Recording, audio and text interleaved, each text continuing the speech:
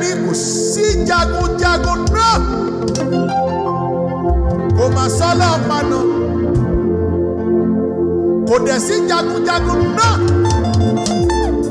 kò mà sọ́lọ́ paná tó lé ní káwa má ṣọpẹ́ gbéga fún oore tí bàbá ṣe lórí wa àtẹ̀mí wa ò bàbá Ọlọ́run ṣeun o Ọlọ́run ṣe gidi gan. AlujoHymn fusion with Segun Oluwayomi àwa pẹ̀lú mood worship ní lónìí. Fẹ́ kó ro àròjinlẹ̀ September láti parí last Sunday in the month of September láwa yìí. Mo ro àròjinlẹ̀ lórí ayé mi o. Ibi àánú bá mi dé. Àròjinlẹ̀ ní mo rò. Ronú. Kò sówó lọ́wọ́ ẹ̀. Olúwa ṣe o. Think deeply. Yorùbá ní tó bá mọ dúró wa mọ pẹ́ẹ́dá. Àti September máa ti lọ gbẹ̀ngà. Ó ti lọ. Àní mo ro àròjinlẹ̀ lórí ayé mi o. Ọpẹ́ ibi àánú bá mi dé lónìí. Àròjinlẹ̀ ni mo rò. Jésù olùtọ́jú ènìyàn.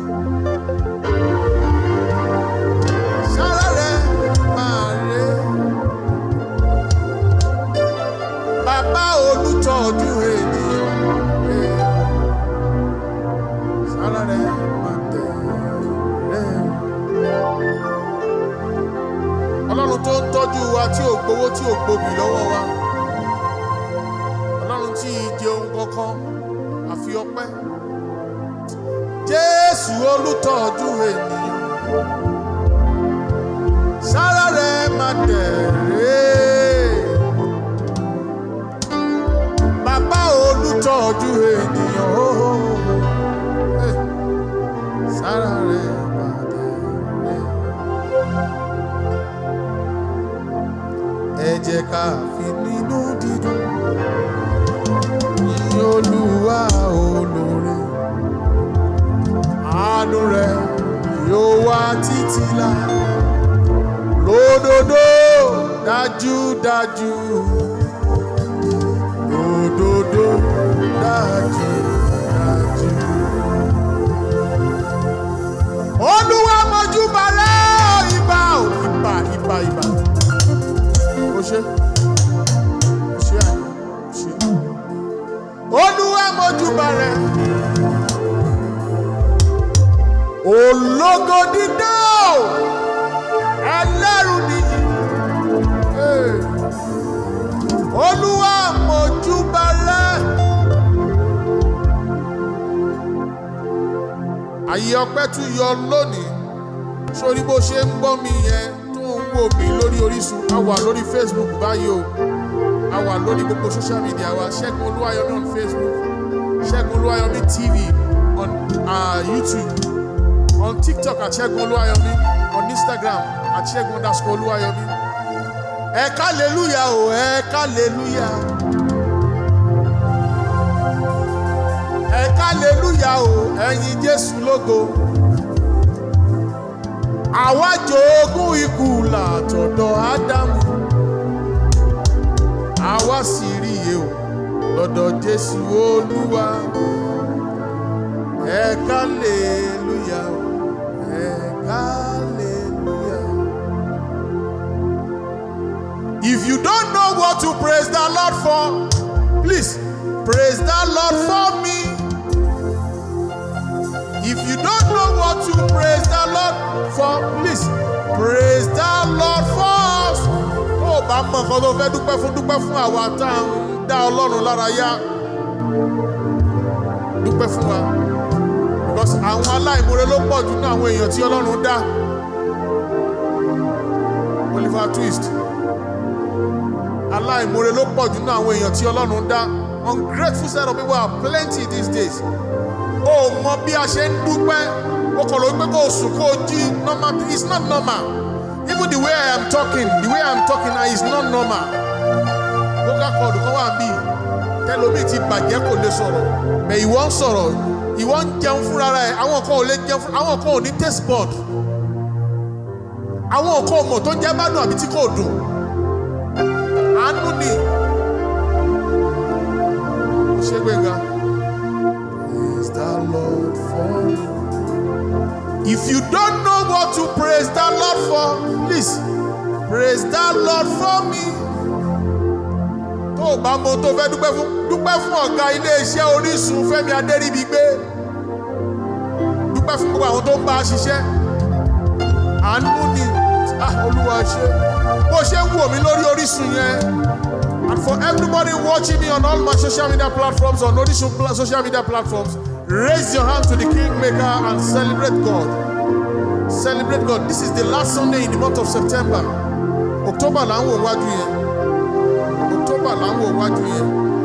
Lord, we are grateful. Ìbàrẹ̀ ẹ ṣàdáyọ̀. Bẹ́ẹ̀nìyàn ti pọ̀ tó nílé ayé. Ẹ rántí mi. Ayọ̀, wọ́n láwa tá a wà nílé ayé yìí a ti ju 7 billion lọ. Àbá àti tó bẹ́ẹ̀. A ti jù bẹ́ẹ̀ lọ. Ọlọ́run dẹ̀ sì rántí Mr. Emmanuel. Ọlọ́run rántí mi. Ọlọ́run rántí Mr. Fred. Ọlọ́run rántí Dr. Olutayo Ambrose Shomide. Ọlọ́run dẹ̀ rántí ìwọ kan tó ń wò mí lé báyìí. Ìbàrẹ̀ ẹ ṣàdáyọ̀. Bẹ́ẹ̀nìyàn ti pọ̀ tó nílé ayé. Ẹ dẹ̀ rántí mi.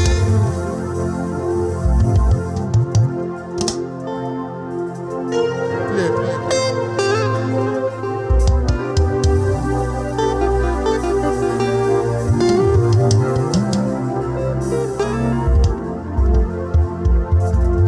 Ìbàrẹ̀ ẹ ṣàdáyọ̀. Bẹ́ẹ̀nìyàn ti pọ̀ tó nílé ayé. Ẹ rántí mi. December là ń wò lọ́ọ̀kan yẹn. We shouted Happy New Year just a few months ago. This God has been faithful. In the next 3 months we'll be in December. Lord, we are grateful. On behalf of everybody watching me all over the world, Lord, we are grateful.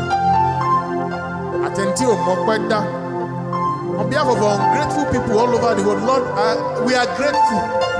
On behalf of them, ungrateful people watching me now, that why should I thank God? Why should I praise God?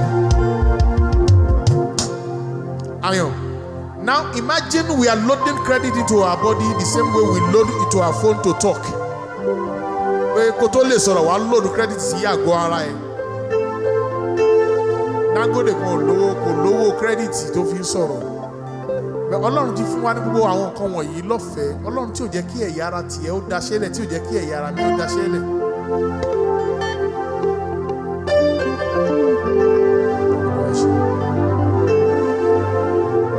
Ṣé gbígbà? A máa ń kọ orin kan nígbà tá a fẹ́ jẹun nígbà tá a wà ní kékeré ní school. Tá a bá fẹ́ lọ jẹun báyìí orin break yẹn. Orin yẹn la máa ń kọ. Mi ò ro orin yẹn rí ọ̀tí nígbà tí mo wá dàgbà. Tí mo wá jókòó mo wá wo àwọn ọ̀rọ̀ orin yẹn. Olúwa ṣé o. Lóòótọ́ ni àwọn kan ló jẹ wọn ò lè jẹ. Àwọn kan ò ní. Some have food but cannot eat. Some can eat, there is no food. We have food and we can eat. Glory be to you, O Lord. Mo fi orúkọ bo bàbá olówó kan láṣìírí. Mo lọ sílé ẹ̀ lẹ́yìn ọjọ́ kan, wọ́n pè mí pé kí n wá. Mo bá débẹ̀, oúnjẹ tí bàbá yẹn ń jẹ, tí bá rí gan màá bì. Owó ti pọ̀ jù, owó pọ̀ bẹ̀ wọ́n lè jóúnjẹ táwa ń jẹ. Ìwọ dẹ̀ nítorí orí fùfú kan àtẹ̀fọ́ àtọbẹ̀ ẹlá wàá máa complain pé àwọn kan ló ń jẹ wọn ò lè jẹ. Some people they have this food but they can't eat. If they should eat, wọ́n gbàbẹ̀ lọ nìyẹn, wọ́n sọdá nìyẹn. because of àìsàn tó wà ní àgọ́ ara wọn bẹ̀tì wọ pẹ̀lú fufu kò lọ́bẹ̀ àtọ̀run ńlá àtẹ̀fọ́ wàá tún complain pé kò lẹ́ran kò sẹ́ran bẹ́ẹ̀ kò dùn. We have food and we can eat. Glory be to you, O Lord. Some have food but cannot eat. Some can eat but there is no food. Bigger, we have food and we can eat. Glory be to you, O Lord. Ìgbà COVID yẹn tí àwọn èèyàn ní taste wọ́n ṣẹlẹ̀ sí mi. During the COVID, ìgbà kan wà jẹ́ pé kò sí kan tó lè jẹ́ òní ògbóòrùn òní taste.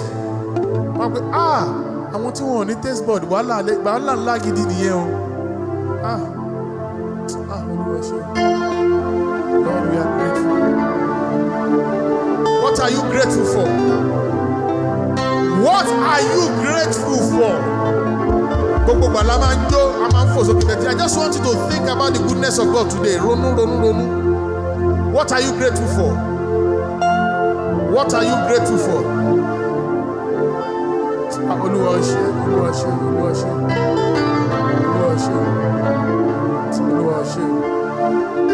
Sórí àwọn orin ìgbà kékeré kankan wà tó yẹ pé àgbàlagbà ló ṣe àwọn mínísítà sí mi tún wo orin Gbénga gbọ́ orin orí. Bàbá mo dúpẹ́ látòrí mi dé sàlẹ̀ iṣẹ́ ọwọ́ rẹ ni. Bàbá mo dúpẹ́ lórí assembly wa ni orí mi èjìká orókún ẹsẹ̀ orí mi èjìká orókún ẹsẹ̀ orí mi èjìká orókún ẹsẹ̀ tìrẹ ni Olúwa. My head, my shoulder, my knees, my toe. My head, my shoulder, my knees, my toe. My head, my shoulder, my knees, my toe. They all belong to Jesus. Some people cannot bend down the same way I'm bending down like this. There are some set of people that is only one kidney that is working in their system. And yours is working. Your two kidneys are working perfectly. Your heart is working perfectly. We will sing the song together now. Benga. Orimi. Ejika. Oroko. Ese. Orimi. Ejika. Oroko. Ese. Orimi. Ejika. Oroko. Ese. Tireni. Bàbá mo dúpẹ́ látòrí mi dé sàlẹ̀ iṣẹ́ ọwọ́ rẹ ni. Bàbá mo dúpẹ́. Bàbá mo dúpẹ́ látòrí mi dé sàlẹ̀ lẹ̀ iṣẹ́ ọwọ́ rẹ ni. Bàbá mo dúpẹ́. Mo sọ lórí ètò yìí nígbà kan pé àwọn kan commit suicide willingly. Sátánì ti parí iṣẹ́ lórí wọn ni. Fúnpọ̀ tí ẹ ní èmi Ọlọ́run nínú bó wà láàyè ó yẹ kó máa dúpẹ́. Few days ago nìkan nú àwọn tó ń tún generator ṣe ní ẹgbẹ́ ọ́fíìsì mi ó dẹ̀ mú sniper ó dẹ̀ gbé mu fúnra rẹ̀. Ó dẹ̀ gbé mu. Ọlọ́run tí ò jẹ́ kí èròkèrò wá sí ẹ nínú. Ọlọ́run tí ò jẹ́ kí Sátánì ó gbògo lórí ayé ẹ. The God that has not allowed the enemy to take over the affairs of your life. Bàbá mo dúpẹ́ látòrí mi dé sàlẹ̀ iṣẹ́ ọwọ́ rẹ ni. Bàbá mo dúpẹ́. Olúwa ẹ ṣeun o. Olúwa ẹ ṣeun o. Mo gbé ọ̀gá o bàbá. Olúwa ẹ ṣé. Mo gbé ọ̀gá o bàbá. Olúwa ẹ ṣé. Mo sì rẹ́gbẹ́ mi tó ń gbélé bàbá ẹ̀ nísì. Bẹ́ẹ̀ ni tó ń gbé ilé bàbá ẹ̀. Mi ò yọ̀ wọ́n o. Àánú lèmi ni mo rí gbà. Àánú ló ṣe yí o ènìyàn kọ́. Àánú ló ṣe yí o ènìyàn kọ́. Àánú ló ṣe yí o ènìyàn kọ́ o. Jésù ló ṣe yí o. Emmanuel, àwọn ẹgbẹ́ ẹ̀kan wà jẹ́ pé ìlú ni wọ́n lù wọ́n sì wà ń lu òkè ìwọ ti lùlù káàkiri ó ti lọ lóyìnbó ti lọ Máyọ̀wá náà wọ́n náà ti lọ káàkiri David ó ti lọ káàkiri lóyìnbó Ọpẹ́ gbogbo yín ti lọ lóyìnbó káàkiri Gbénga ó ti ta gìtá dé lóyìnbó àánú ni. Mo mọ àwọn tájọ bẹ̀rẹ̀ instrument nílọrin tó sì wà ń bẹ̀ dì sí i wọ́n sì wà ń lọrin agbára kankan ní mi fi ẹ̀fín wá ní Èkó. To the glory of God with this saxophone kò sí tọ́ntínẹ̀ táwọn ò tí ì dé àánú ni. Àánú máa ló ń sọ̀rọ̀ bàbá agbára wa máa pọ̀ wọ́ọ̀lù. Why am I saying this? I'm saying this to let you know that no matter what you are going through, God is still very faithful. Àánú máa ló ń sọ̀rọ̀ bàbá agbára wa máa pọ̀ wọ́ọ̀lù. Olúwa ṣé o. Jọ ronú jinlẹ̀ ronú. Owó sì ń bọ̀ gbogbo ẹ̀ lé gbogbo àti máa pa ọmọ wa jẹ́ o. Àánú sì ń sọ̀rọ̀ àbí Emmanuel àánú sì ń sọ̀rọ̀. God is faithful.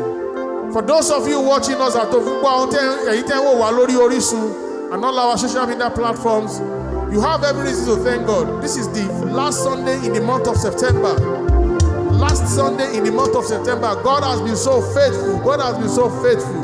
No matter what you are going through, God is still in the business of answering prayer. Praise Him, praise Him. Lord, we are grateful. O ṣé ibi tó ti bẹ̀rẹ̀.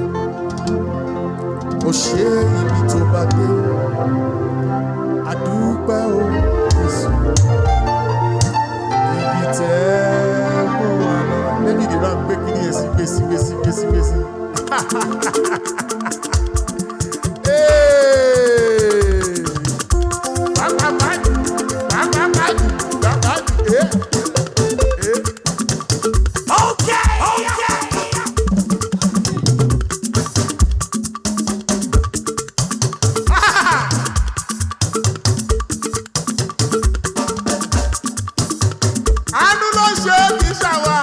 Last Sunday in the month of September,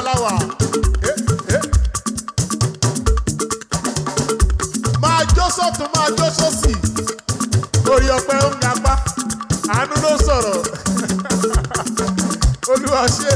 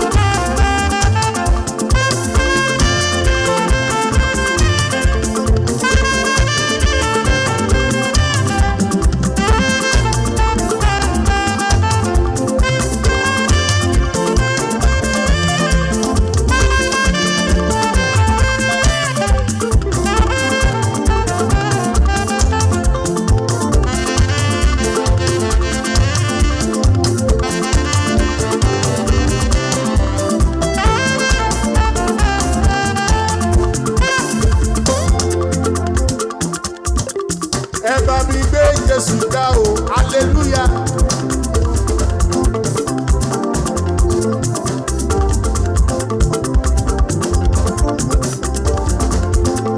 Ẹ bá mi gbé Jésù ga o, hallelujah. Olórí ogun ọ̀run o, hallelujah. Júwọ́, mo láì bó ṣe mú jó yẹn o. Ẹ bá mi gbé Jésù ga o, hallelujah. Ẹ bá mi gbé Jésù ga o, hallelujah. Olórí ogun ọ̀run o, hallelujah. Gbéga sólò.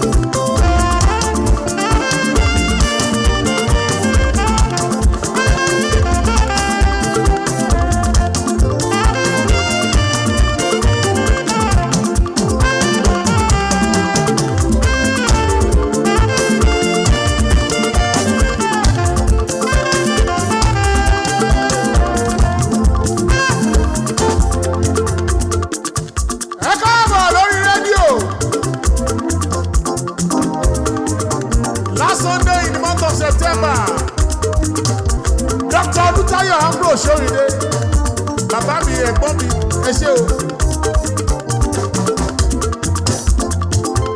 Dókítà ẹ ṣé ẹ ṣé ẹ ṣé gan ni ẹ kú ìtọ́jú wa àmọ̀rẹ́.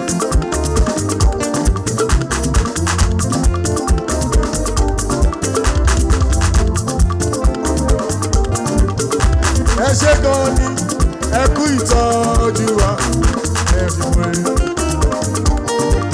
Ẹ bá mi kí bàbá kó ṣe o ẹ ṣé gan ni ẹ kú ìtọ́jú wa àmọ̀rẹ́.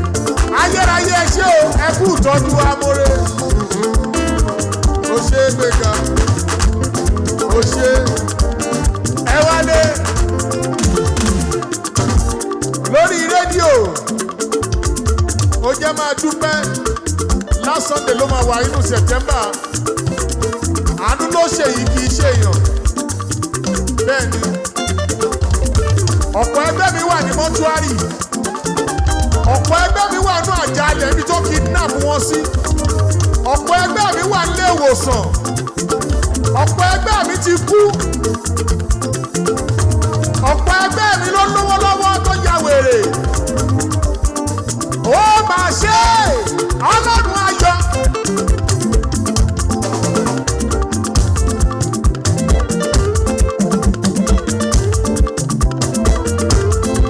Ó máa ṣe ọlọ́run ayọ̀ ó fọ̀nà àdúrà mi ó dá mi lọ́lá ẹ wálé. Ẹ kúrọ̀lẹ́ once again lórí rédíò ẹ ṣé.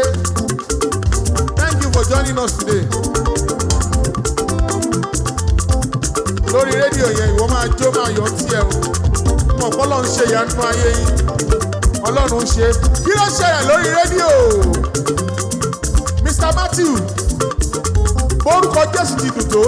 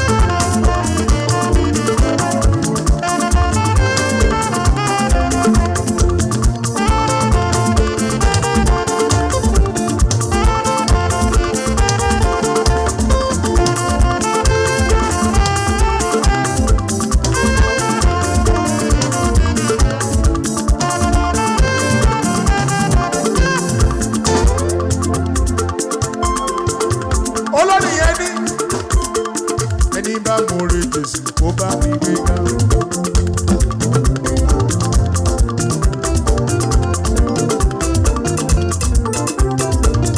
ẹni bá mọ̀re Jésù kó bá mi gbé ga. ògbìgbà tí bẹ́lẹ̀ ẹ̀ṣẹ̀ mojúbà rẹ̀ láyọ̀láyọ̀ lébi owó lẹ́ fún wọn ọba tí mo jẹ́ kìkì ayé gbé mi lọ. ẹ wálé. ọ̀rọ̀ bí kò sí ìjì ni ìjì wà. ìjì ayé ń lọ káàkiri gbogbo àgbáyé ọlọ́run ò jẹ́ kó gbé ẹ lọ. lórí rédíò ọlọ́run tí ò jẹ́ kí ìjì ayé gbé ẹ lọ là ń sìn. ó ṣe ìran ọ̀gẹ̀dẹ̀ sunkún àti ìjẹ̀ ara ò gbọ́dọ̀ nínú olúwa. kí ló ṣẹlẹ̀ lórí rédíò?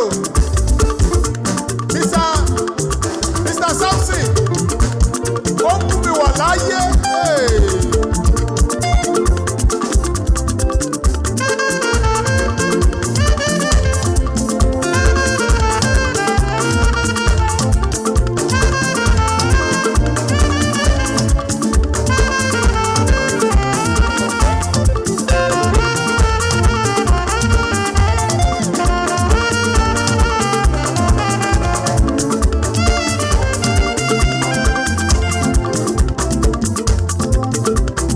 Ó mú mi wà láyé, ó ṣe wo. Ó mú mi wà láyé, ó ṣe wo. Ó mú mi wà láyé, ó ṣe o. Ó mú mi wà láyé, ó ṣe wo. Ọ̀pọ̀ ló fẹ́ dọ́jọ́ òní òjò jẹ́ wípé àìsàn táyé sọ pé kò tó nǹkan ló mú wọn lọ. Ó mú mi wà láyé, ó ṣe wo. Ìwálé, ó máa ṣì wà láyé. Ó ṣì wà láyé. Ó ṣì wà láyé. Ó ìdòkú. Ó mú mi wà láyé. Ó ṣe ń wo. Ó mú mi wà láyé. Ó ṣe ń wo. Ó mú mi wà láyé. Ó ṣe o. Ó mú mi wà láyé. Ó ṣe ń wo. Ọ̀pọ̀ ló fẹ́ dọyọ́ òní ò tó jẹ́ wípé àìsàn táyé sọ pé kó tó nǹkan ló mú wọn lọ. Ó dúpẹ́ mo wà láyé. Ó ṣe ń wo. Ẹ wálé. Kí ló ṣẹlẹ̀ lórí rédíò? Kí lẹ pé? Ibrahim onídùúró mi ẹ ṣeun.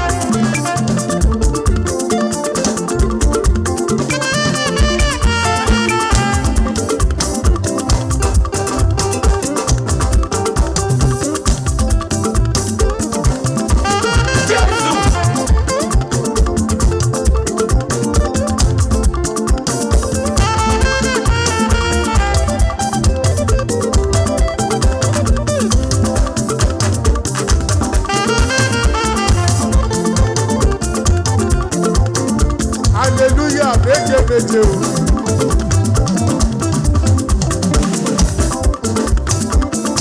Ògo méje méje o.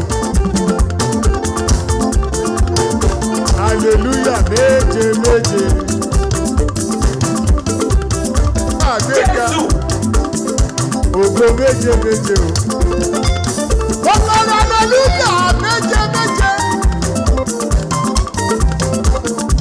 Ògo méje méje. Wálé. Kí ló ṣẹlẹ̀ lórí rédíò? Mary, you are Yahweh. You are Yahweh. Hey, you are Yahweh. You are Yahweh. Hey, you are Yahweh. You are Yahweh. Alpha, Omega, Omega. You are Yahweh. Alpha, Omega.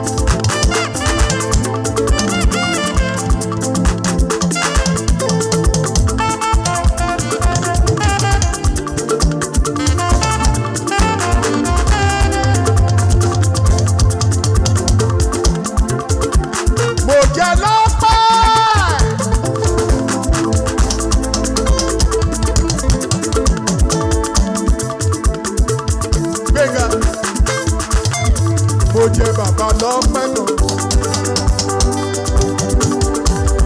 Ìgbà tí mo rò, mo jókòó mo rò, mo dúró mo rò, mo bẹ̀rẹ̀ mo rò, mo tún sùn mo rò. Ìgbà tí mo rò, iṣẹ́ ìyanu bàbá láyé mi. Mo rí wípé ó jẹ́ Jésù yìí lọ́pẹ́ rẹpẹtẹ. Lọ́pẹ́, ọlọ́pẹ́ dà.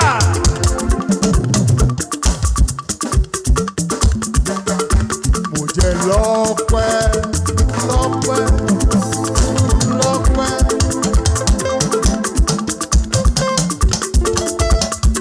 Mo jẹ bàbá lọ́pẹ́ o.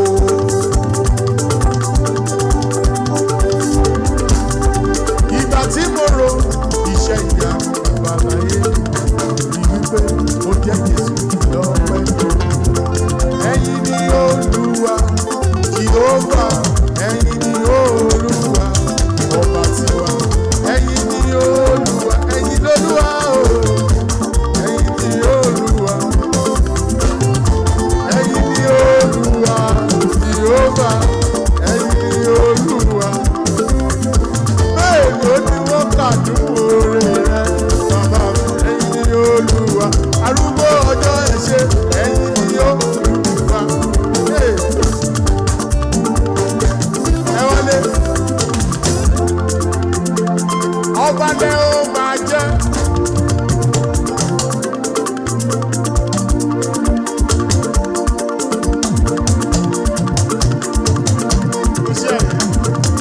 Ó ṣe yìí.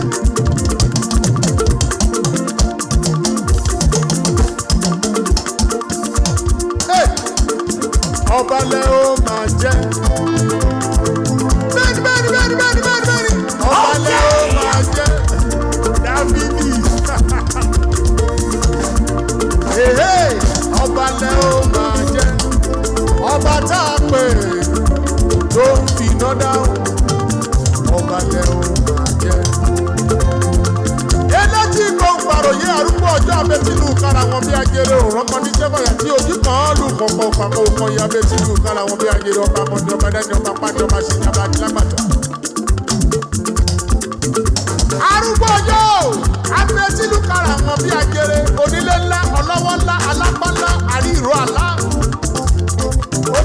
ṣẹlẹ̀ lórí rédíò.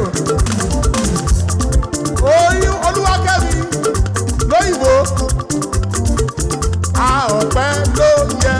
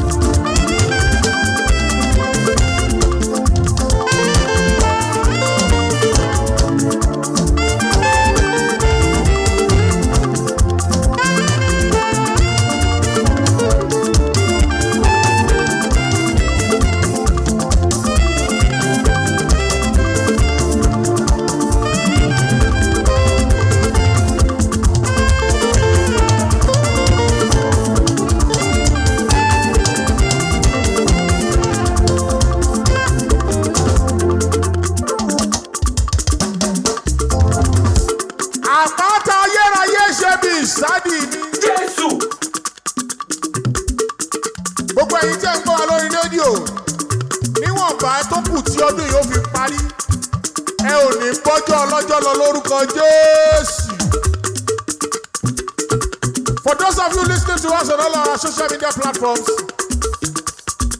the remaining days in this year, no evil will befall you in the name of the Lord Jesus Christ.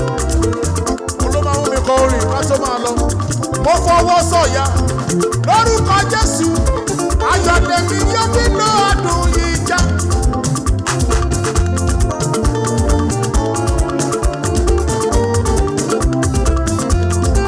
Mo fọwọ́ sọ̀yà lórúkọ Jésù, ayọ̀ tèmi yóò fi ná ọdún yìí já o.